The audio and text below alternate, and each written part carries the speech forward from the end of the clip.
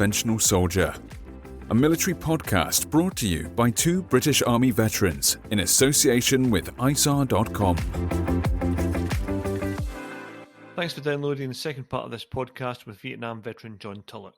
We continue to discuss John's tour in Vietnam as a forward observation officer, known as an FOO, and we finish off with Desert Island Dits, which is his choice of book, film and luxury item.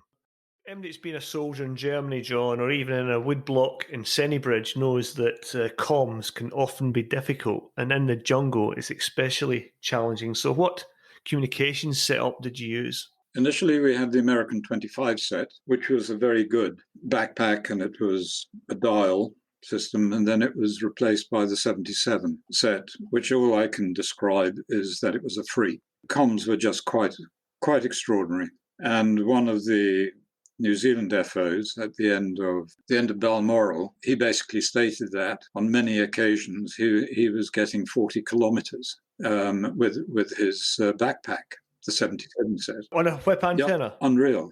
Wow. What we also did was claymore wire. We would get the REMI, the workshop, to produce an attachment, claymore wire onto the set, and then onto the 3-foot whip. And so if you stopped, you prop the guy behind, the ACK, the flaggy, whoever could grab it, and just stick it up. And already it's 6 foot up, or you can launch it up into the tree. And claymore wire is buckshee, and it's got very low resistance. That was an excellent way of doing it. And I told my father that, and he said, oh yes, well, we always used to carry bulldog clips with a similar sort of thing, but Don 10. And in the bocage country, where there was the fence lines and wire, you clip your radio set onto that, and you made use of the German never knew whether you were on a radio or not.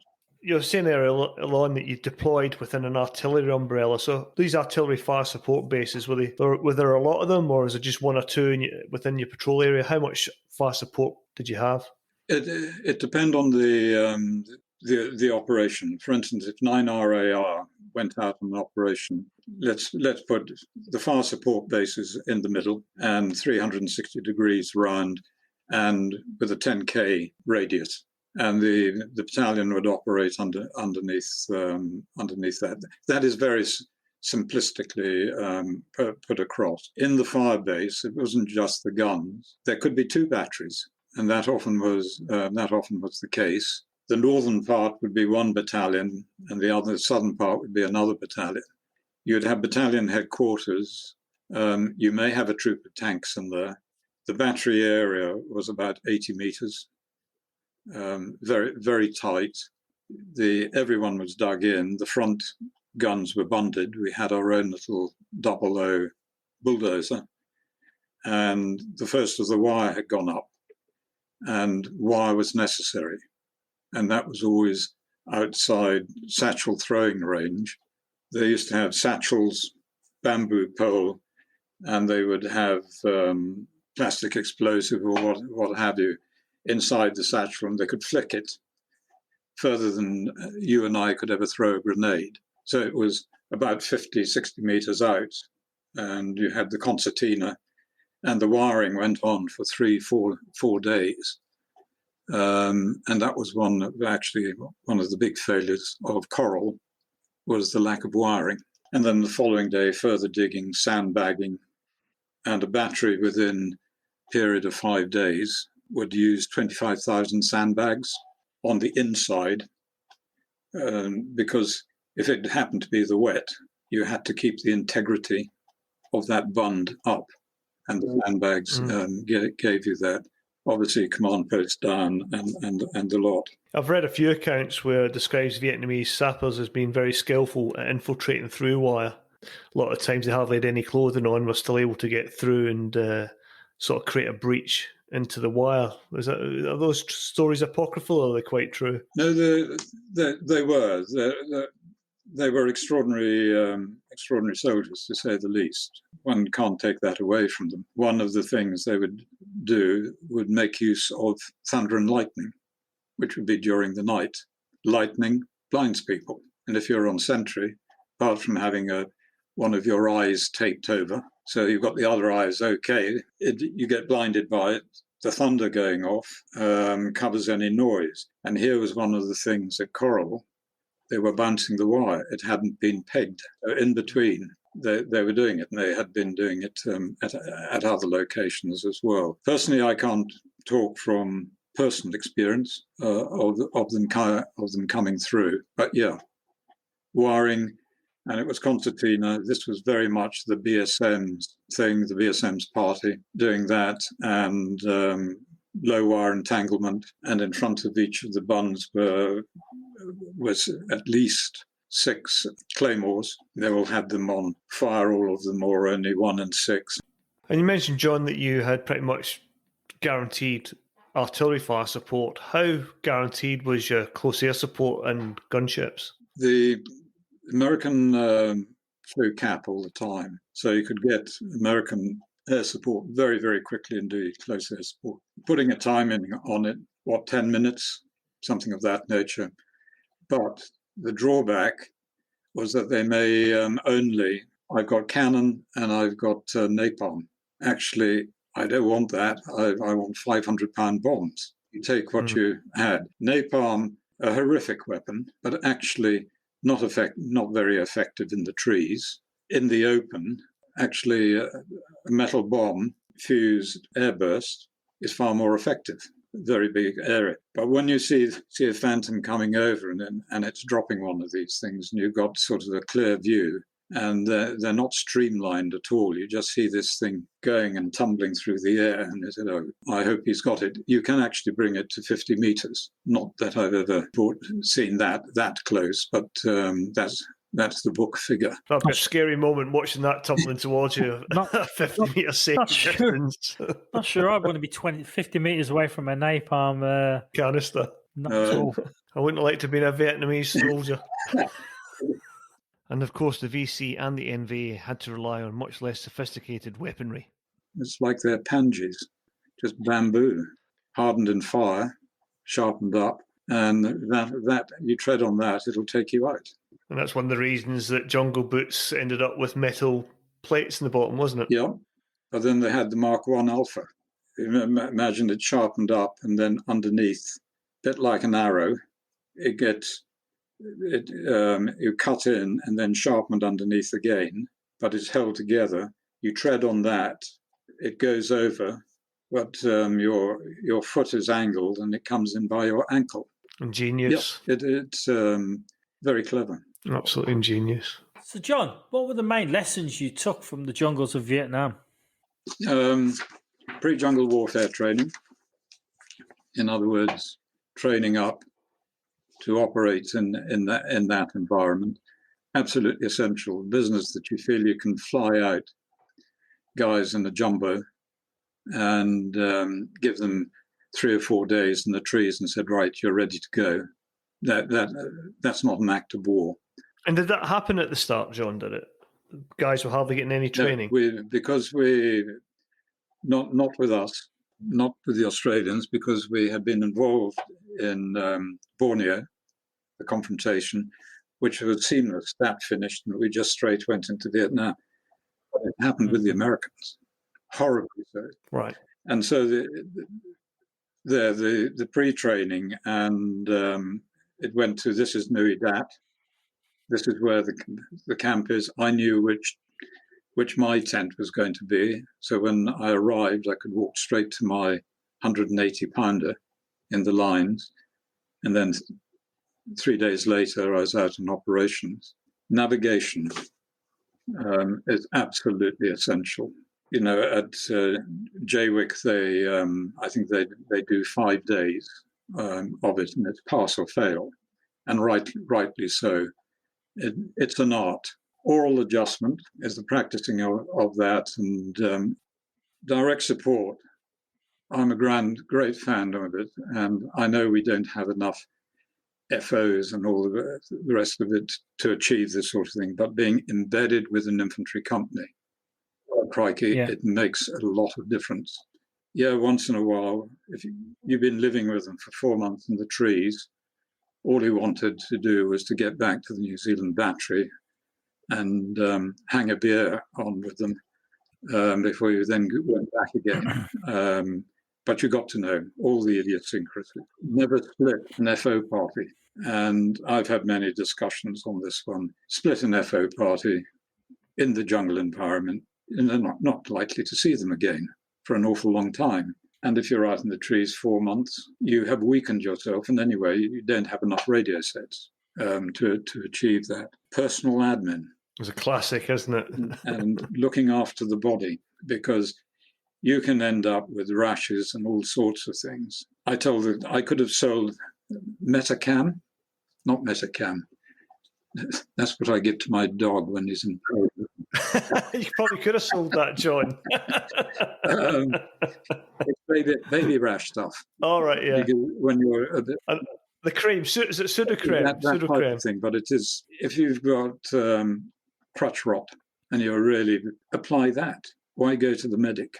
It is that sort of thing. We shaved. That's unusual. Yep, very good reason. Well, one, actually, it's quite good for morale to clean your face.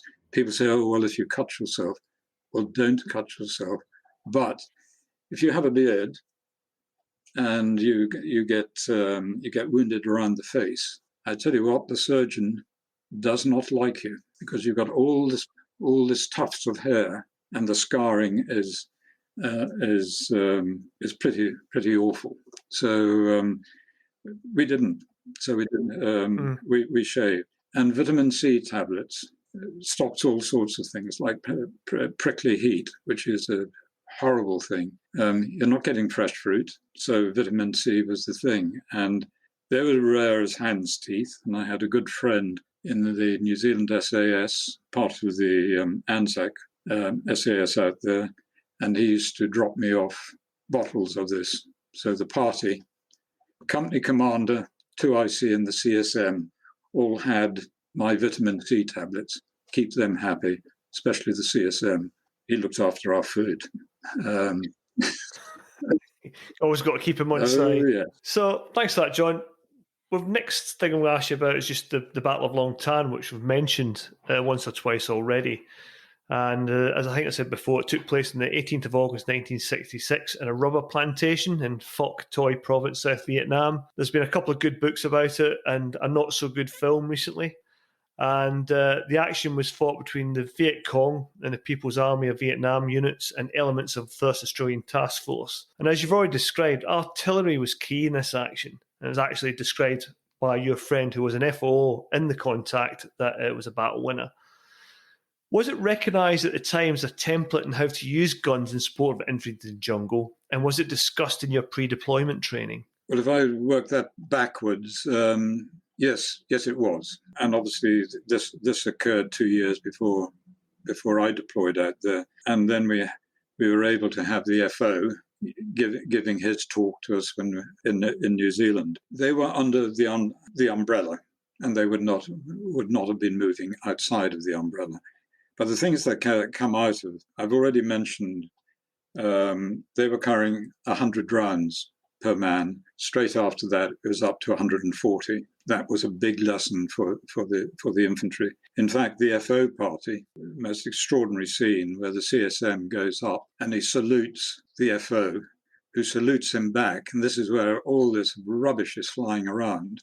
And he said, "Sir, can I have your small arms ammunition?" The delightful way that the FO sort of replied and said, "By all means, CSM, but can you leave us 5 rounds each?" So they kept 5 rounds each, and the party was only 3, and handed all the other the remainder. And chatting to the FO later, he said, "Well, we had to have something if it all went totally horribly wrong." It's a good illustration of how far that battle had come close to the edge of defeat, I think, when you left with a company sergeant major going around taking ammunition off people to that extent. Yeah, absolutely. Bringing in rounds, he brought them into 50 metres, with the 155s obviously being further out. And over 3,500 rounds were fired. The weather was absolutely atrocious. Funny enough, one of the number ones who was there, I met up with him at the Passchendaele firings, the 100th anniversary We weren't allowed to fire in Belgium, so we had to do it in France, believe it or not. I was a gunner on the New Zealand gun. He was the number one, shouting at us, etc. He said the weather was absolutely appalling. The pack how is meant to fire 6 rounds a minute, and said, nah, it was doing 10 rounds a minute. We were just shoveling rounds out of the barrel. And sort of one of the highlights, not highlights, it was a low light, was a strike of lightning hitting the bog, the battery latrine. It exploded on the. So that was not pleasant. Of course, the other thing was with the L5, which the Americans called the Derringer, pistol in the pocket, was not a gun for the season. Yes, you could pack it up and move it in a 113, but it didn't have the range. It didn't have the robustness. What was the range? About 12 k's or something, John? If that, it was just not up to it. And so that's why we went to the M2, which was the American, we all described it as the American equivalent to the 25-pounder. That was obviously 105 and bigger, but very reliable, very, very solid. And the other thing, I've mentioned the bad weather. There were 2 aircraft, USAF aircraft, flying overhead, ready to assist, but they couldn't because of the weather. And and I've used this as a means of saying, artillery indirect fire is guaranteed all weathers, day and night, and Long Tan produced that, proved that. And to give an example of the M2, I know this is getting away from Long Tan. We're at a Firebase Avenger. This is before I was then a section commander or a troop commander by British Army terms. At Firebase Avenger, suddenly 12,000 rounds were dropped on top of us with Chinooks and Sky Cranes, and were to take part in this. It was a massive fire plan, absolutely massive. The GPO was going bananas, saying, what the hell, we haven't been told about this. We sat down with the plotters working out all the necessary data, and then we started firing. And it is the one and only time that I've been on a gun position where they've said, number one, out, and straight away the Tiffies were onto the gun, checking the recuperators, tightening up the rest.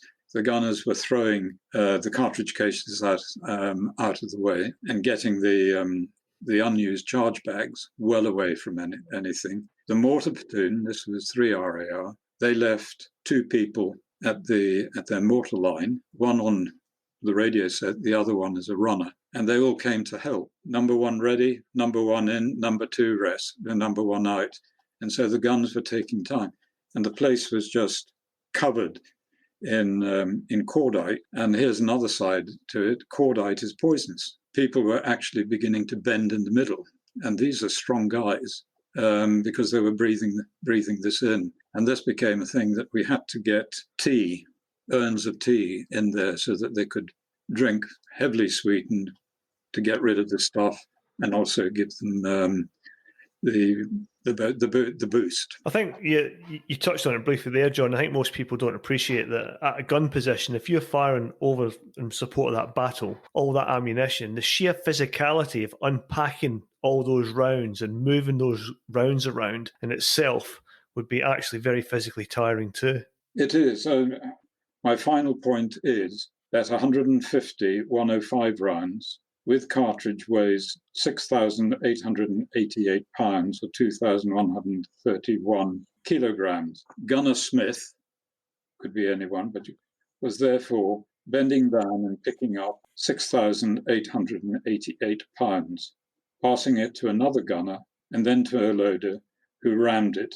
And this was over a period of 2 hours. This is Olympic gold medal weightlifting, and it is. I remember reading once, John, and again, it may well be one of those apocryphal stories about a former US general who'd fought in Vietnam, and he was at an embassy function over in Vietnam after the war ended, and he ended up talking with a former NVA commander, and during the conversation, the American stated, you never beat us on the battlefield, and the NVA officer is alleged to have said, that may be true, but it's also irrelevant, and a lot of that could be applied to Afghanistan as well, I think, these days. What did you think of your NVA and Viet Cong enemy? The VC were locals. They could be doctors, chemists, teachers. They could be That's labourers off the land, and they would form up into these what they called companies. And in Phúc Tư province, it was D445 Battalion. In Phúc Tư, they were pretty aggressive, but after a while, they became. It was a quick contact, and then they would break contact like no one's business and go. I think their strongest attribute was they knew the land. If they were part of a jungle area, they knew that jungle and the tracks. So they became very much like guides. Whereas the PAVN, or NVA as we tended to refer to them, North Vietnamese Army, very hardy. Their regiments were 3,000 in strength. Their intelligence gathering really was quite extraordinary. I say the privilege because it was there, and the infantry hadn't gone and kicked it over by the time I got there, was a sand model. Now, British Army sort of live in a little tin can with the little strips, and you do your sand model. This goes to something totally different. They're chips of bamboo, and they make a house. And the house has got 3 windows. The model has 3 windows. And it's all paced out and all the rest of it. And if there are 5 houses, then there are five houses there. And that is imprinted. And that is what you're going to take out. However, the big drawback, if there is a house that they haven't picked up on, the 6th house, can't be there, so we won't attack it. Mm-hmm. And that actually, in essence, occurred at Battle of Coral, where you had 161 battery out on the side. I won't go into the politics of what happened, but they were separate. The attack went in, totally ignored this battery that had arrived at last light. That was not in the best position. They were firing into the flanks. As I mentioned, their distance they could travel was extraordinary at night, and they would travel 3 abreast. And what they tended to do was they'd have their lead man, which was local, who knew the track. Then you had the scout group, which was 4, and then following behind would be the main body. And the local man, if he sniffed anything, and this is another thing that comes out of being in the jungle, the lessons, etc., is sixth sense and instinct. The jungle teaches that. And then you have the 4-man party, which invariably would have RPG-7 on the shoulder, and then you have the main body a bit further back, and that's how they would move. And if the guide suddenly stopped and said that, he would just carry on, and they would hold. But if you carried on and you then attacked, let's say you're in an ambush and you attack that the 4-man group, they will squeeze on their RPGs, and they arm almost immediately, hit a tree, shrapnel, sound, and all the rest. They can turn, upset an ambush. The main body coming behind will just break track and just storm in. And that is why our ambushing, we teach of having early warning parties. Very quickly indeed, we no longer put out early warning parties because they were like early warning goodbye parties, because conceivably they could then have 50, 60, 100 NVA charging straight over them and going and taking the ambush in the flank. A very good mate of mine, he was in an ambush, and I think it was something like they were hit on the side by 600, but they were in a triangular, and it was artillery. And one sat there several kilometers away on the 77 set, listening to him, calling in fire. They were hardy. After all, they'd walked all the way down from North Vietnam, Ho Chi Minh Trail. They made use of the opium. This reduces your stomach, the requirement for food. So where 10 pounds of rice may last you for 20 days, it'll last you for 40 days type of thing. If your feet are feeling tired, well, actually, you've got that. And when you're going to launch yourself at something like a fire base, which is a bloody affair for them, at the best, Coral was a very bloody affair for them. You just up the opening, the opium, and we'll go and take out that 5th house. Sorry, the 6th one, I don't recognize. So there is, there's strengths and there are weaknesses. But not to be underestimated. No, we had a contact, and I don't know why, but they withdrew over open ground, possibly because the trees were far too away on the right. And I brought in fire. I actually brought in airburst, and there was a nuller going through the middle of this area, a little like a stream. One almost felt like saluting them, because as opposed to pepper pottering forward, they were going backwards, withdrawing, sort of those fives withdrawing and going to ground, and the other five. And it was exceptionally well done. They got to the far end. Meantime, a platoon had been sent round. I was then firing into the trees and doing it and moving it in front of the platoon. And then when they came and cleared through the open area, their blood trails, but not a single body. They had taken all their wounded and bodies, and that's training. US troops returning from the war oftenly received hostile receptions.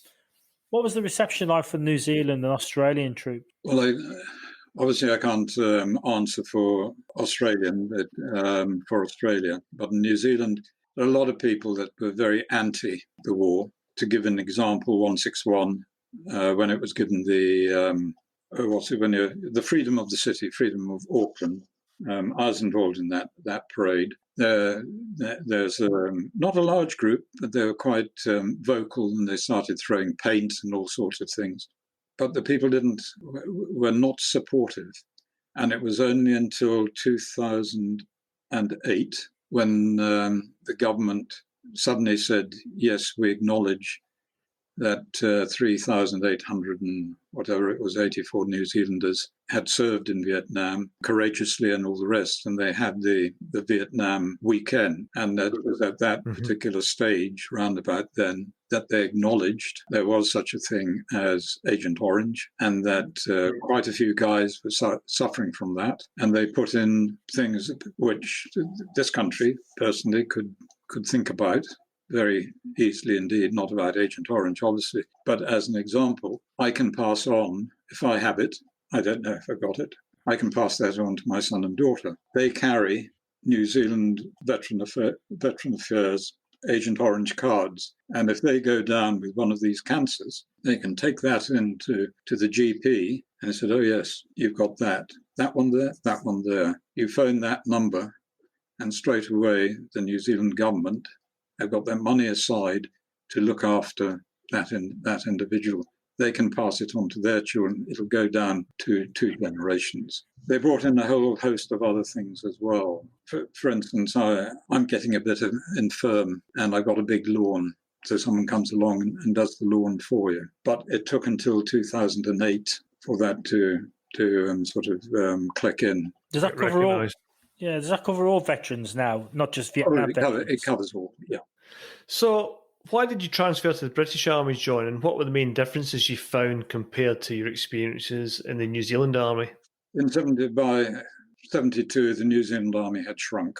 I was adjutant of 16 Field Regiment when it all came through, the withdrawal, and whereas before we had the ammunition to go and train, we had all the good gear. It was literally overnight. Our Land Rovers, it may seem all rather small and petty, but they were all very new and very smart, were taken away from us, and they went into cold storage. And Land Rovers that we had sort of 20 years before suddenly appeared. And some of them had been stretched by towing the pack how, and the doors were tied up with string. And I thought, well, we're withdrawing. There is nothing left apart from being posted up and down New Zealand. I love the military and the country, the people, everything. But I was of the age I wanted more. So I was able to transfer in 73. I wanted a change. And, one got that. And then, of course, after 5 years in Germany, that got actually rather tedious because it was the same exercise being turned out. So I seconded to the Oman, which was absolutely great, brilliant. The difference, the age. When the age of, and I'm talking now, then as opposed to now, so I can't answer now, but the age of recruits joining the New Zealand Army there were 25, 26. Age of recruits in the British Army is certainly not that. They're a hell of a lot younger. These guys were mature. A lot of them were country boys, come off the farms. They knew how to wear backpacks, Trapper Nelsons, as mostly were, carry rifles. They hunted deer, and these were the guys that came in. They thought, and they could think outside the box. So if you sat down and you said, right, these are the orders to do 1, 2, 3. Any questions? Yeah, why haven't you thought of 4? So you had to have that. I have thought of 4. I'm not doing 4 because of. Okay, boss, you won't get that here. And you certainly didn't then. When I joined Second Field, I went in for the interview with the commanding officer, and I'd been walked around by the adjutant, went in to see the CO, and he said, well, what do you think? Be honest. And I said, well, I didn't think I was joining a boys' regiment, sir. He had a scar here from Malaya, and that twitched. And I got to know, I became his adjutant, and his eyes went extra blue, and I was going to die there and then. And he said, explain yourself. And I said, that's the reason. I said, I haven't seen so many young men, and the sergeants are so young. But that's the way it was. But I was on a massive learning curve. We had 4.32s. I had my own. Unbelievable. Before I just had my backpack and things. This was all brand new. It was magic stuff, and so I was learning a lot, but at the same time trying to put across stuff to them that I had learned. John, you instructed at the Jungle Warfare Instructors course for over 2 decades. So how did you get involved in JWIC in Brunei? And can you tell us a little bit about what you taught? Yeah, I've been posted to Headquarters Infantry. There's SO2RA. Brigadier Training Infantry had pulled my card and seen my background and said, I want you to go out there and have a look and then come back and tell me about it. So I went out, thoroughly enjoyed my time out there. In fact, he got onto the CEO and said, where is my staff officer? He should be back here by now. So I was put on the next plane after about 4 weeks, I think I'd been out there. And I went in to see him, and he said, well, what do you think? I said, well, it was very enjoyable. I said, I didn't ask you whether it was enjoyable. I want your view. You are my staff officer. So I gave him, I said, these are good, these the changes here should be, etc. And on the indirect fire side, I said, that is a demonstration. A demonstration is a meaningless exercise. It doesn't teach anyone anything apart from those cynical enough know that those who are producing the demonstration have fired out every conceivable error. So amazingly, rounds appear on target, on time. Well, what do you want? I said, I want ammunition for the Gurkhas, and I want to teach oral adjustment. Section commanders, they all know upwards, all know how to call in fire in the jungle. Okay, go away. So I went away, worked out what I wanted, went back into him, and I said, I want 400 rounds per course. He didn't blink, and he said, okay, do it.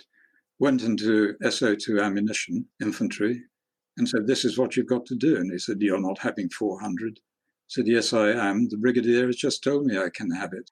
You must have been dead popular. I tell you, I was with the Gurkhas. That started it all going. I talked about the guns, artillery in the jungle environment. I talked about armour, because I'd operated with armour in the jungle, and also the engineers and close air support. I taught the business of oral adjustment in the classroom, handed them my little crib for them, A5 crib. Then we would go out into the trees. We would fire the 400 round, practicing. No GPS. If I saw one, I'd tell them I'd throw it down the Yama. There's about 30, 40 of them down there.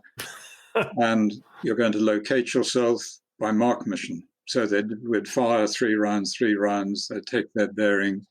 And I said, yeah, good. Well, no, we need to tighten that up. Oh, Corporal Goring, how's your GPS going? Still trying to find the location, sir. The GPS never located where we were, but 6 mortar rounds had. The gentleman will do it again.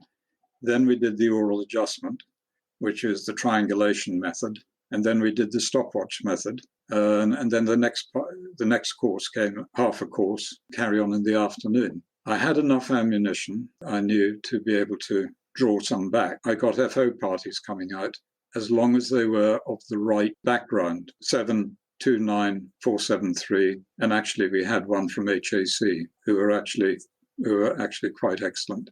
So then I took them separately, and we then had our own, where we actually patrolled, calling in fire and doing the necessary. I also did have a demo where over this flat ground, and there were trees at the far side, and said, "Gentlemen, this is what these little 81 millimeter mortar rounds do in the jungle." And they could see them going off in the canopy, halfway down, and on the ground, and they could see branches flying off, and God knows what else. That is what you're calling in.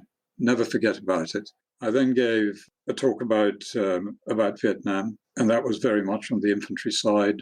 Talk about attack on a particular bunker system, tunnel system, and then later on I gave a talk on the tunnels. People started asking questions, so I then researched, produced a diorama of a tunnel system based exact from North Vietnamese sort of tunneling manual, so to speak. I also worked with the Gurkhas, and it was great. It got me out of the office. So your time at JWIC coincided with the wars in Afghanistan and Iraq. Did this change the way soldiers operated and thought when they turned up for jungle warfare training? I would like to think so. I know, for instance, oral adjustment was the triangulation method, and the use of the stopwatch was used. What was successful and was taught, and it's something that we were taught in New Zealand, but it didn't have a name. A course that was introduced by one of the OCs, and that was sign awareness. That saved lives. Undoubtedly, that saved lives. So, as usual, we'll finish off with Desert Island Dits, which is the guest choice of book, film, and luxury item. So, John, what have you picked for this podcast?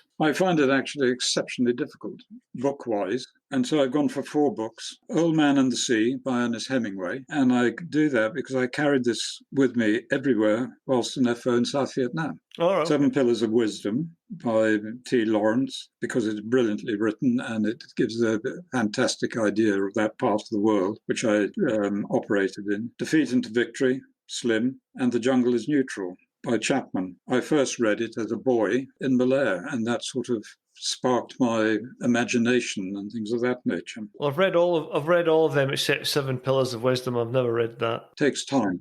Yeah, so that's what it looks a bit heavy going to me. That one, I don't know if it'd be above my head. And if you go and sit in Wadi Rum, which I've done, it sort of all comes in. My wife and I have slept there in Wadi Rum, and there's something very magical. So, what film choice would you pick? I picked The Longest Day. My father was there. And your luxury item? A wind-up radio, and being very green, with long wave, so that I could listen to the World Service. And I say that I carried a small Toshiba tranny in my backpack in Vietnam, and I could plug that into my ear at night, and to actually listen to Big Ben in the middle of nowhere and listen to the news of what was going on outside in a wind-up radio, I wouldn't have to carry batteries. Always looking to cut weight. Kev, what's your choice this week? My choice this week is a book called Britain's Treasure Islands by Stewart Mcpherson. It's a great book, coffee-sized book. Great present for people as well. I was very fortunate. Kev gave me a very generous present this year. I can't argue with that.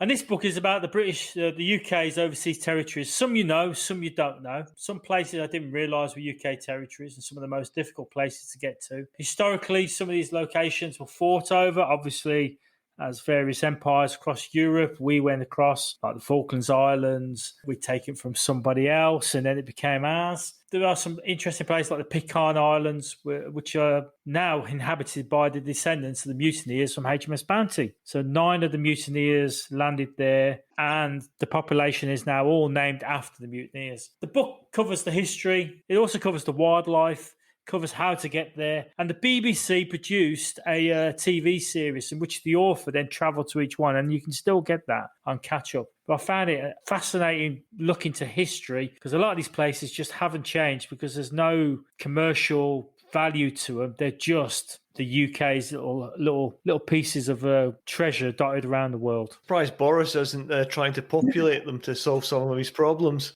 My choice this week ties in with the podcast, really. So Australian and New Zealand troops had a good war in Vietnam and were considered highly capable. So my choice this week is a book called Delta 4 by Gary McKay. And I bought this book along with another one with the same author called In Good Company at Sydney Airport about 20 years ago prior to a flight back to the UK. And I finished both of them on the flight. They're really good. So McKay was a 22-year-old who enjoyed surfing and rugby when he's conscripted, and he was selected for officer training in 1968.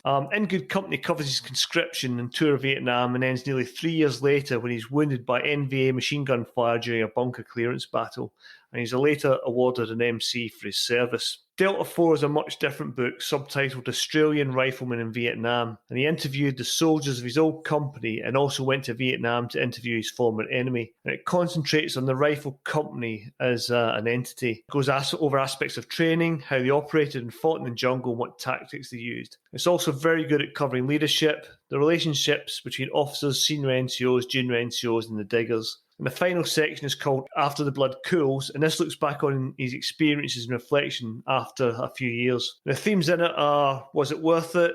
Any regrets? Their view on politicians, their experience of war, and how they felt when Saigon fell. When I was doing my research for this podcast, that particular last bit, how they felt when Saigon fell, a lot of those themes tie in with probably the experienced soldiers who fought in Afghanistan and recently went through. Both books are highly recommended, especially for junior NCOs, who I think personally would get a lot out of them. So reaching the end of the pod now. So John, as we said at the start, is looking at a book on Borneo and World War II, which will feature another podcast coming up soon. John, can you just give the listeners a brief outlook on what the episode's about and where they can obtain a copy if they want? Yeah, the book starts off with 5 gunner regiments being raised in the UK. They're all air defence. They sail for Basra, all in their desert uniform. Equipment is all desert-wise. And after leaving South Africa, and this is in 2 different convoys, the first convoy goes to Singapore. The second convoy goes to Batavia or Jakarta in Java. It then follows their deployment. 1 regiment remains in Singapore, and they become part of the Gunner 600, who all perish on Balalai Island through malnutrition and finally execution. The other Singapore regiment goes to Sumatra. It then follows their fighting. Then there was surrender. The 3 prisoner of war camps in Java getting worse and worse. And it follows their progress until 1945, where the 3 death marches occur, over 164 miles. The Australians arrived, the fighting to take Borneo back, the use of Z Force, which was special forces, then the movement of the former prisoners and internees to Labuan, the hospital, looked after amazingly well. Then onto ships. They were all given a sheet of paper, which was the order of silence, basically told them they were not to talk about their experiences to family, friends, press, anyone. And really what I believe is a shocking behaviour that occurred in the UK when they arrived back. And I call it the Borneo Graveyard with the 41-45, and what occurred there was truly shocking. Majority funded the book. The book is through here in the UK or anywhere overseas is through me. It's hardcover, 492 pages. It is £25. That's the book. That's great, John. We'll look forward to covering that in a bit more depth on another podcast. So that's it for another episode. So thanks to John for coming on the podcast and to you, the listener, for your continued support and suggestions. Please keep them coming, and our email and social media links are at the bottom of the show notes as normal. You can find us on all the usual suspects, including Instagram, Facebook, YouTube, and Twitter. And if you've downloaded us from iTunes or Spotify and liked the podcast, it'd be great if you could leave us a review there, as these 2 platforms are where the majority of our downloads come from. Finally, thanks again to Nick Beale for his continuing support and sponsorship to the series and offering technical support through his company ISARR. And we'll see you next time on The Unconventional Soldier.